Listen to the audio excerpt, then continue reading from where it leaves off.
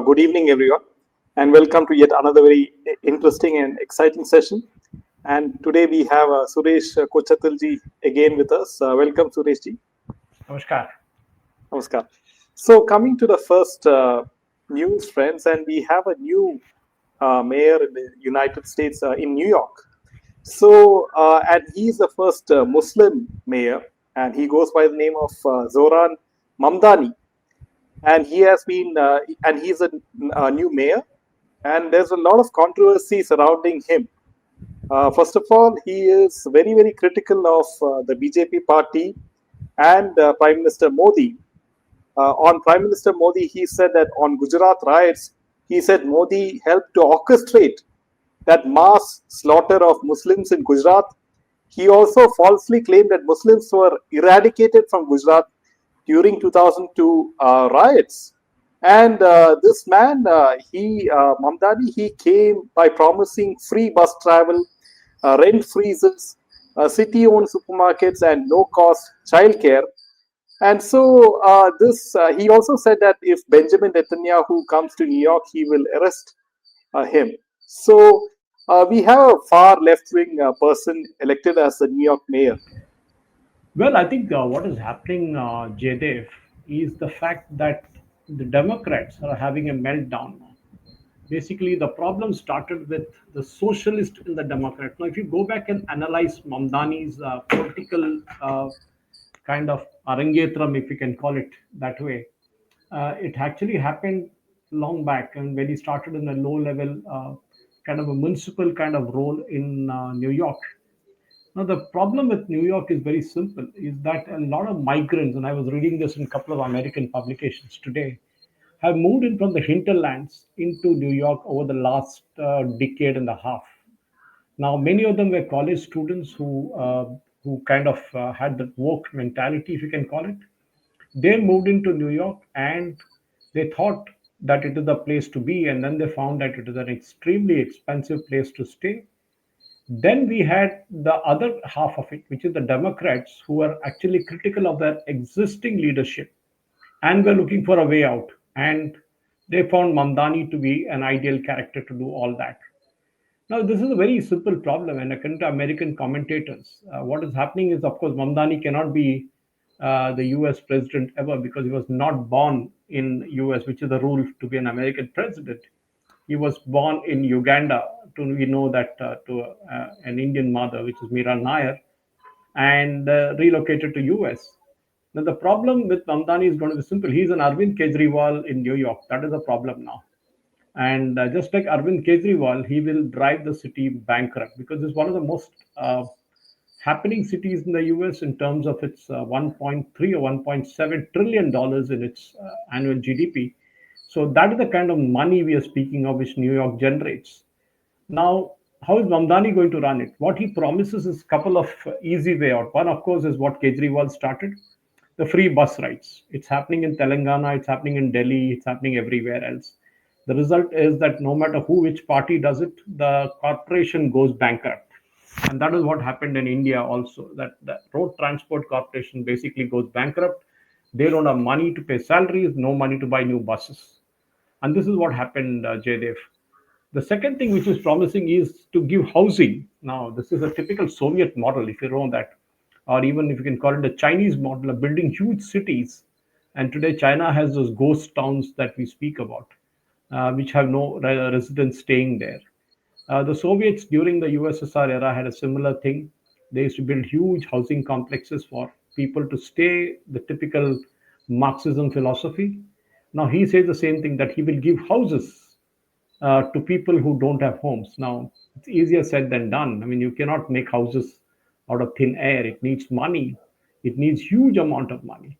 And these are the promises he made. And there are people who believe in these promises and voted for him.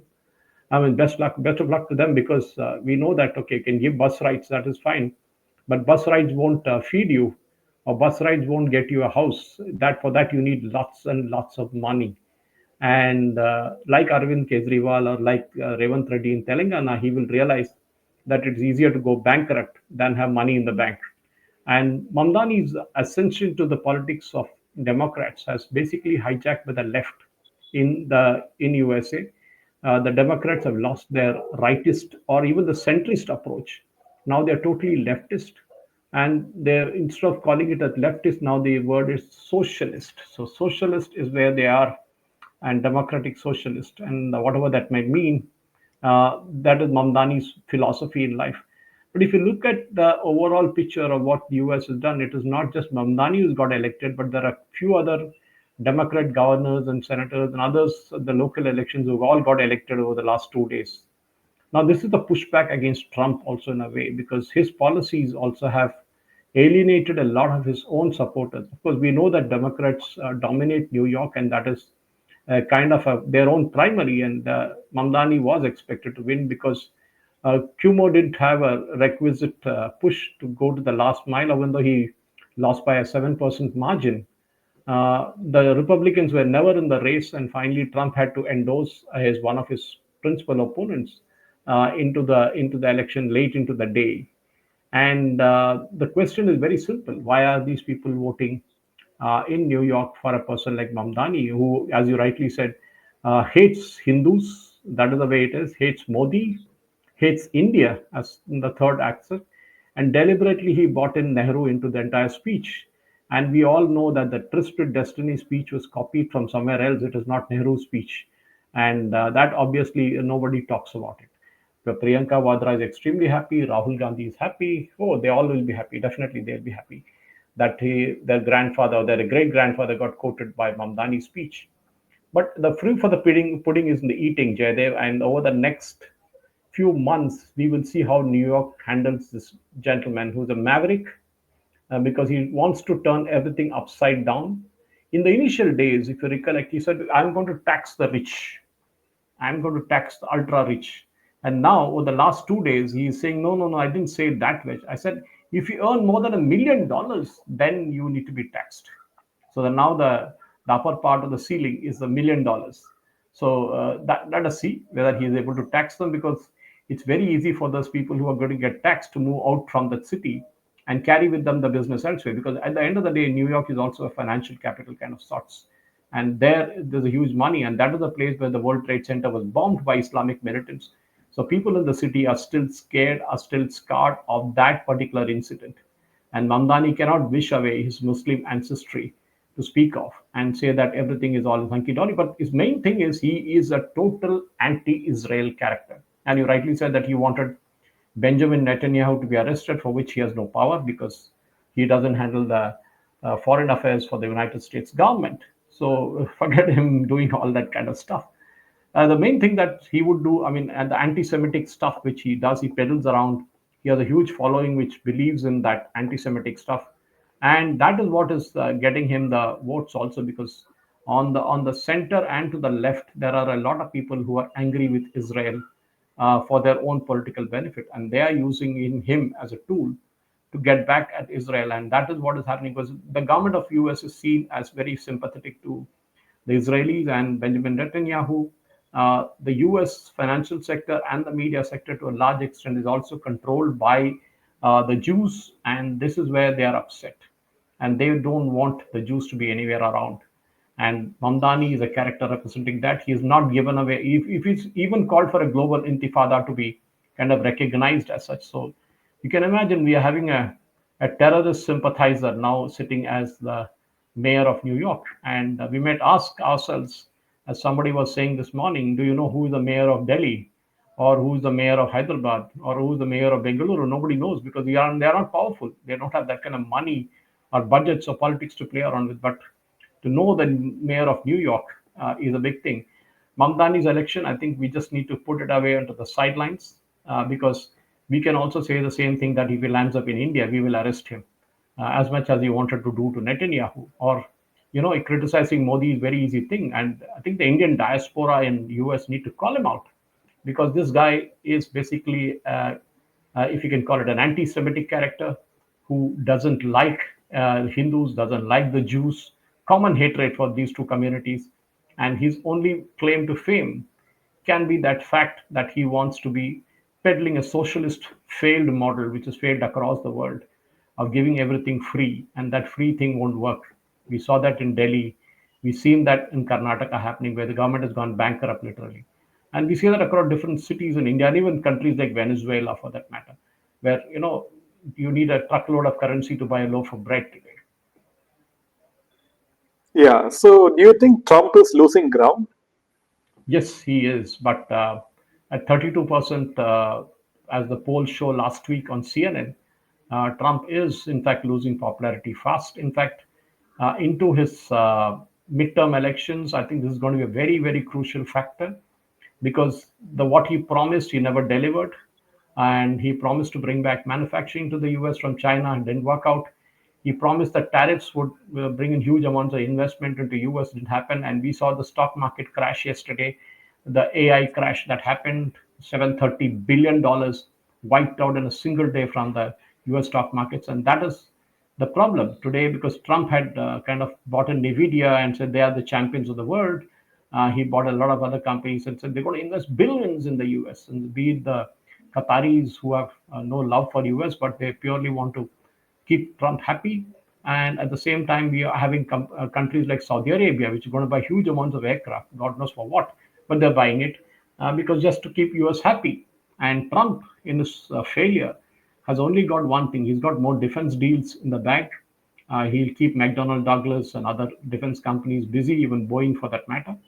And that is his only claim to fame. But for the ordinary guy in the street, he's seeing the tariffs as something that is creating a huge problem for him. And that I think is the major problem because Trump is losing ground. There's no doubt about it. His tariffs have not worked. And that is for sure that when the tariffs don't work, there is going to be a pushback. And the people are seeing that a huge amount of cash that is being spent on the stock markets is not reflected in their daily lives. And we are seeing the richer getting the richer, as we say in India, but we are not seeing that percolating down to the common man. And when Trump talked of using the tariff money to subsidize the American middle class, it's not working out either. So both ways he's caught. MAGA is not working out. Tariffs are not working. And of course, we're seeing that at his home ground also, he's losing a lot of credibility by being inconsistent. I mean, look at the way he speaks about India and Pakistan. One day he said 6 planes, next day he said 7 planes, and I believe today he said 8 planes. So there is a lot of doubt on his mental capability. Whether, and we had this doubt when Biden was there, recollect that Biden was not fit, and that Trump was actually ridiculing him, saying Biden is not fit to rule US. I think the same goes for Trump now. That in terms of his credibility, I think it's taking a huge, huge hit because $100,000 or the H-1B cancellation are all small things. But for the normal US citizen, it's his daily life or her daily life at the supermarkets, their savings being whittled away. The huge debt that US is running up at $38 trillion now is not going away anywhere. And this is the main worry for the Americans. During an election campaign, just as Mamdani did, everything sounds great. But when it comes down to the actual implementation, that is what matters. And Trump has actually fallen flat there. So I do wonder what Hillary and Obama thinks of Mamdani at the moment. Well, I think they don't have a choice. Mamdani has wiped out the entire Democratic leadership off the table, be it even Kamala Harris for that matter. Forget Obama and Hillary because they are now relics to be put in a museum. But uh, what Kamala Harris was seen one big challenger for President Trump in the earlier elections, the 2024 elections. But now Mamdani, of course, cannot contest, as I said, because of the rule that he needs to be a US born citizen. But the point is simple is that the leftists within the Democratic Party have hijacked the entire party out.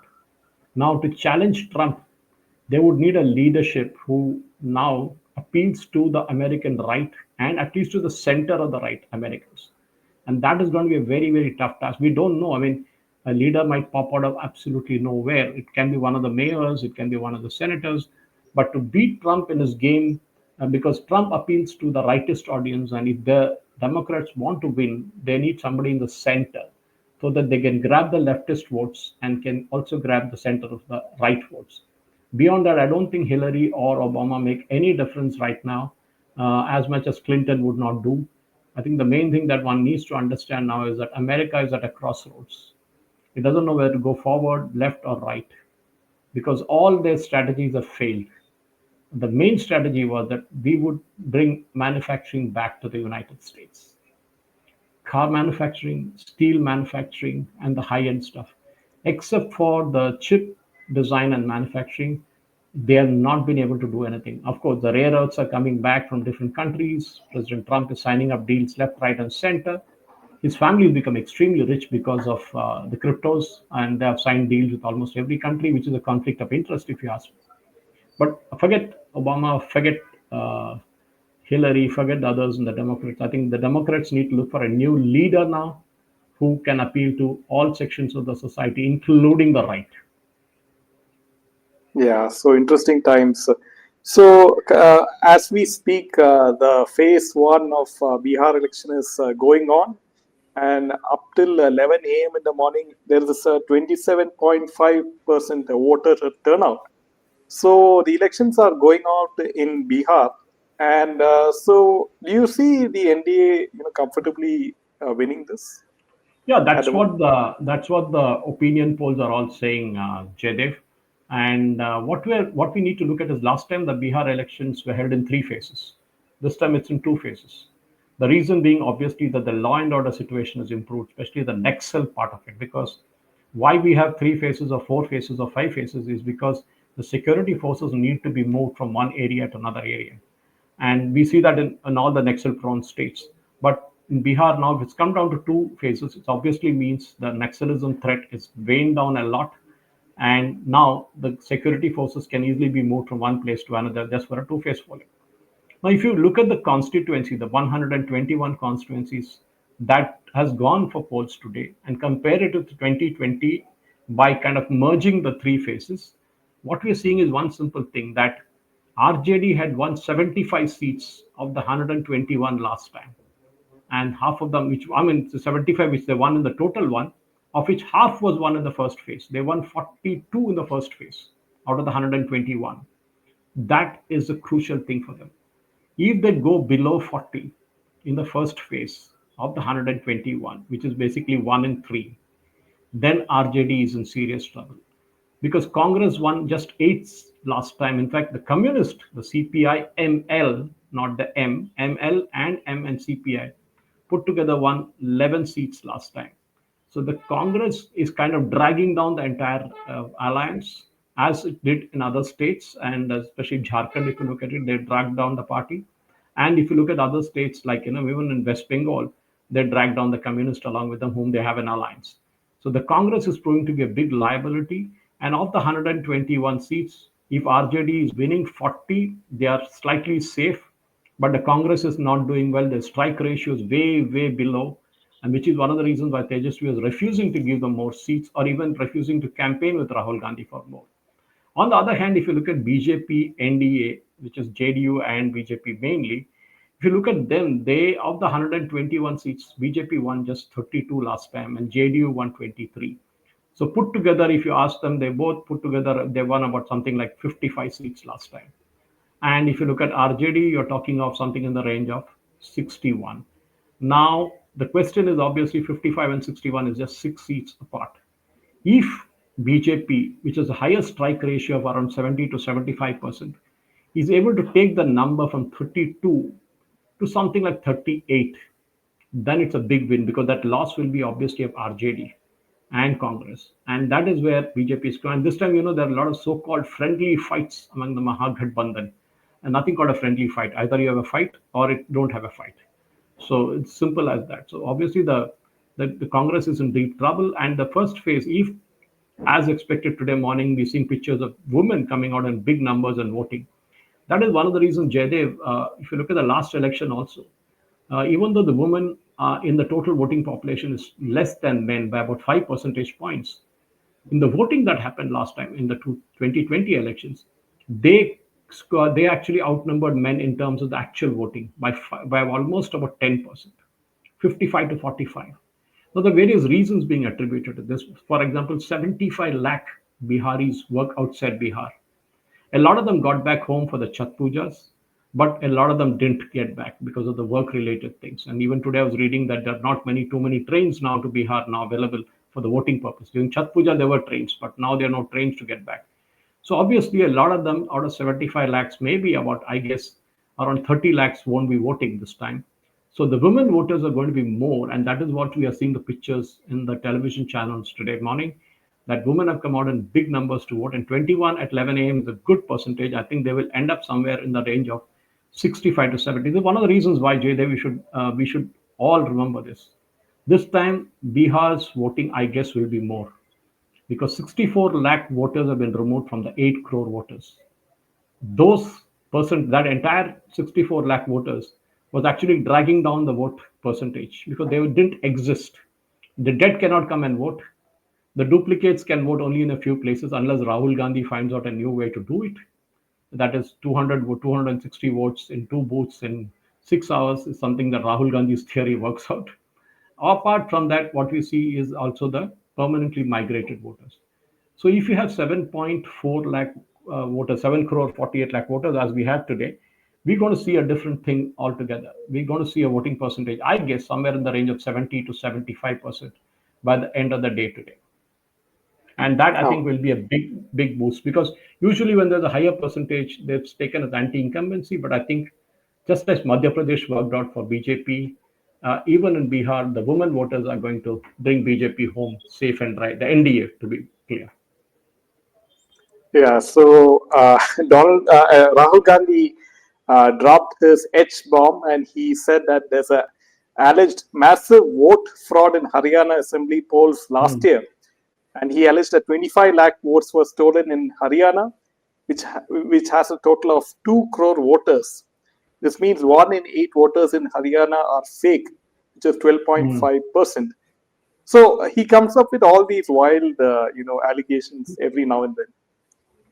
And you saw this Indian Express report today, Jaydev, Delhi Indian Express, which usually is pro-Congress because they consistently take a pro-Congress stand. They allow Congress leaders to write articles. Sonia Gandhi has written, Rahul Gandhi has written, Jairam Ramesh has written. Every Tom, Dick, and Harry from Congress gets to write. And I have a strong suspicion these are all paid stories. And they and India Today did an investigation from all those what was mentioned yesterday by Rahul Gandhi. They went and met people. For example, he said in one village there are 600 people staying in a particular address. The reason was that that land holding was a huge one, I think about 25 or 30 acres of land, which was plotted away. Plotting was done and sold to about something like 200 to 400 families. There are three schools also in that area. But the municipal number remains the same because all of them were sold from the same number. So obviously they haven't got their new municipal number. So they're using their old municipal numbers, whatever you calling the house numbers. And that is the reason why that had the same number and Rahul Gandhi claims 400 to 600 people are staying in the same house. It doesn't happen that way. And they also went and tracked those 12 women or 22 women whom Rahul Gandhi claimed have the Brazilian model's photograph, and they found that all those women exist. They are in different constituencies, and most of them have voted with their original voter ID cards. What has obviously happened is at the election commission's end, there is something called a stock photo. They used a stock photo of a Brazilian model because these are all done by lower end officials. These are all done by clerk kind of guys who really don't think on their feet. And they obviously took a shortcut. Say, in some places, some guy claimed we had a dog's photograph, which was proved to be wrong later. But the point is very simple: those people exist. So today's investigation, that is last evening onwards, it started. The reporters have gone to each and every person whom Rahul Gandhi mentioned in the interview and found that they actually exist and they're genuine voters. They're not duplicate voters. They're not fraud voters, as Rahul Gandhi claimed, nor do they have fraud addresses. So the entire theory of vote chori has fallen flat. What he tried doing, Jaydev, was to create an element of doubt before the first phase of Bihar election because they are going to lose it. Yesterday itself, Priyanka Vadra has given it away. She said that Bihar elections are being stolen by BJP. So they have taken an anticipatory bail saying that we are going to lose the election. So here is some solid excuse that we are having that BJP has stolen the election. And I find it very strange that the same people, when asked by the Supreme Court to file objections, did not even file a single objection for the 64 lakh people who were removed from the roll. And even yesterday, Rahul Gandhi keeps cribbing about the same 64 lakhs. When the Supreme Court made it very clear that those who have been removed have been genuinely removed, they didn't exist. And if they existed, they should have filed an appeal. Only 1,000 people filed an appeal, and none of them were from the Congress party. So, what were the Congress party people doing? The second thing is, what were the Congress party BLOs doing block level representatives doing, BLRs, when the election rolls were given to them in Haryana? Why didn't they file, or the candidate didn't file an objection within the period set by the Supreme Court? Why now after 1 year? And why Haryana? I mean, the strangest thing that Rahul Gandhi says is that all of them voted for BJP. Okay, whoever it is, duplicate voters or one with all of addresses in one place, they all voted for BJP. And I'll tell you the reason. That particular 25, 30 acres of land which I was talking about belonged to a BJP leader at one time, elderly gentleman, I forget his name. And they had done plots and sold it like anything. Even in Bengaluru, you have this kind of thing where people have land holdings, dividing and lay some internal roads and drainage and then sell it as plots. Now, what happened was that this original owner was a BJP leader at one time. And what Rahul Gandhi assumed is that all the 600 people or 400 people which he was naming were all BJP guys, which is not true because he had sold the plots to different people. And this is the kind of mental makeup of a so called leader of opposition who even drags in the Indian army into a caste battle. Imagine this guy character. When an Indian army by itself has Mahar regiment, has Rajputana regiment, has Bihar regiment, has Maratha regiment, has Gorkha rifles, I mean, Assam rifles. I mean, they have different categories already. Why bring in caste again? They have Madras regiment. And this guy says, no, no, no, no, no, but 10% of the people control that. See, this is bringing a huge thing into the army, trying to create a dissatisfaction within the armed forces, which is a kind of an absolutely no, no, no Indian politician, no Indian, what do you call, even leader would ever do something like this to bring the Indian army into disrepute. And this is not the first time Rahul Gandhi is doing it. He did it earlier when the surgical strikes happened. He did it when Balakot happened. And everywhere he has tried to ridicule the Indian armed forces. His CM Revant Reddy during a campaign in Jubilee Hills the other day said that Indian army got kicked by the Pakistanis and we didn't do anything. Imagine. These are the same words used by Rahul Gandhi in Arunachal Pradesh. What happened in Arunachal Pradesh, for which the Supreme Court, Allahabad High Court, pulled him up and said, you should be ashamed that you call yourself an Indian. And that is what the entire thing is all about. Jaydev, I am surprised, except for Amit Malviya, others have not really done groundwork. What were the BJP leaders in Haryana doing? They should have gone search each of the spaces mentioned as Indian Express and India Today did, gone there and proved it that what Rahul Gandhi did was fake. Because this Malayalam media and all that in Kerala are 100% communal jihadi stuff, except for one channel which is Janam TV. And they have been singing his hosanas yesterday. And today, when the egg is on the face, none of them are reacting to it because the story is over. It died a shelf life of 1 day. And this is what Rahul Gandhi, he wants to create an element of doubt always. And now he'll say obviously that we lost Bihar because BJP hijacked it, election commission hijacked it. I am surprised that the election commission has not filed an FIR against him for the abuses that he's kind of putting on there. They are a constitutional body, and Rahul Gandhi has no right to abuse a constitutional body. He should be disqualified for kind of not preserving, protecting, and defend the Constitution of India as by law established, which is there in his oath, which he took when he became a member of parliament. He should be disqualified on those grounds. And I'm surprised neither BJP nor the election commission has filed a case FIR against him. Yeah. So coming to the last point, Suresh ji, is that now after casting his vote in Barahia for the first phase of Bihar election assembly elections, Union Minister Giriraj Singh said the election commission had deployed Anganwadi workers at every polling booth to help identify suspected cases of fraudulent voting, especially suspicious voters in burqas. So this is a what do you have to say about this? Well, I think that has already been clarified by the Election Commission in its press conference when Ganesh Kumar had a press conference, I think a couple of, or maybe 3, 4 weeks ago, in which he was asked a specific question by somebody from the media as to what will you do if women in burqas come in. And he said there are provisions for it as by law that these Anganwadi workers will, or women inspectors or women representatives will be there at the booth, and there's a separate area where these women are checked and then allowed inside. Obviously, I'll tell you one reason why this scares the hell out of Muslim parties or parties which depend on Muslim votes. In Charminar constituency in Hyderabad, which is Asaduddin Owaisi's constituency, usually the voting is 80%, 80 to 85%. We know why. Okay, and but the last election it was only 44%. The reason being, at 3 o'clock or 2:30 in the afternoon, there was a WhatsApp message that did a rounds in Hyderabad, which went viral, which said the election commission has deployed women constables to check all the women coming in burqas. That's it. The voting just dropped like a stone immediately. Of course, that was the rumor. It never really happened that way, but they were women because see, there is a thing called challenge vote. Suppose somebody comes to the booth and I sitting there as a BJP worker, I will say, no, this is not the person who's voting. I have my doubt. So in the old system, when we had the ballot boxes, there was a separate box for challenge votes, in which that particular vote is to be dropped. So the election, the returning officer of the booth knew which vote was being put there, and later in the evening or later in the afternoon, whenever they have time, they check whether the genuinity of the voter and then decide whether this vote is valid or not. I'm not sure in the EVMs how these things work out, but a challenge vote is always there. So the political party, if they're smart, because the guy sitting in the booth is from the same area, and he knows everybody in that area. The 1,000 or 1,100 voters in a particular booth is known to him or her, and they can easily identify the person and say, "No, this is not the guy. This is not the person I know of. He's come with a fake ID, or he's a fake voter himself," and that can be challenged. And this is where Congress has miserably failed. The problem with Congress, unlike BJP, it's not a cadre-based party. They have to give biryani, they have to give booze, they have to give bucks. Only then these people will come and sit in the booth, and they are not committed. They are not cadre-based party. They are just paid workers, and their interest levels are only as much.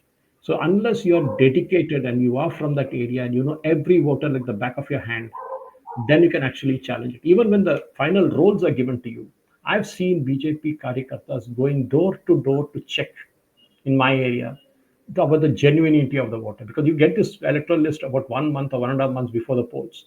You can go door to door and check and then file a final objection before the close of nominations. And that is when the actual list is checked and updated again. This is the job of each political party. And as election commission was tracing yesterday also, what were the Congress representatives doing when the electoral rolls were given to them? Were they sleeping? Waking up now after 1 year and say vote chori ho gaya, wo ho gaya, ye ho gaya. You have the deadline as per law to file an election petition. Even now there are 26 cases pending in the Haryana courts on the same issue, but different thing. It has nothing to do with the rolls. It has to do more with the counting process and other things. Why didn't the Congress file an objection then? Why are the candidates keeping silent even now? Forget all that. Tejasvi Yadav is not uttering a word about all this. The Bihar elections are on. He's not talking of a vote chori in Bihar. He stopped that long back. He knows what is the truth now, and he's not prepared to take in more flack. And I think Rahul Gandhi is again being let down by his stupid advisors. Stupid. KC Venugopal and other jokers in the party have let him down again. I don't know who is giving him all the stack of papers and say, go do this drama of making PowerPoint presentation. Tell me one thing, Jaidev. When did you see an electoral roll with color pictures in it? Did you ever see an electoral? It's usually black and white PDF that comes to you. This guy has got color pictures. Yesterday, that Brazilian model's picture being flashed on the screen is obviously a Photoshop job. Okay, he wanted to maybe show it in a better light, so he removed the black and white and he had the color photograph put in that. The original photograph may have been the same, but it was in black and white. Now, how did he change it? Which is why you remember he was asking for open files. He was asking the entire Congress ecosystem in asking for open files of the electoral rolls, which the election commission will not give. They will only give PDF, readable format. The moment you give an open file, they can replace your picture and put my picture in that place and claim that the entire thing is fake. That is why the election commission doesn't give them the authority, because you can easily replace the pictures, you can replace the addresses. It is like an open file. You can just type whatever you want in that address. And that is where the Congress is kind of caught in the wrong foot. And I think Rahul Gandhi again has fallen flat on his face. It is not even a hydrogen bomb. It is, I don't know what kind of bomb, if you want to call it. It is not even a Diwali Sutli that you can call it. Yeah, that was a wonderful session, and thanks Suresh for coming to our session once again. And we will Thank see you. you again next week. Until then, Jai Hind and Jai Shri Ram. Jai Shri Ram.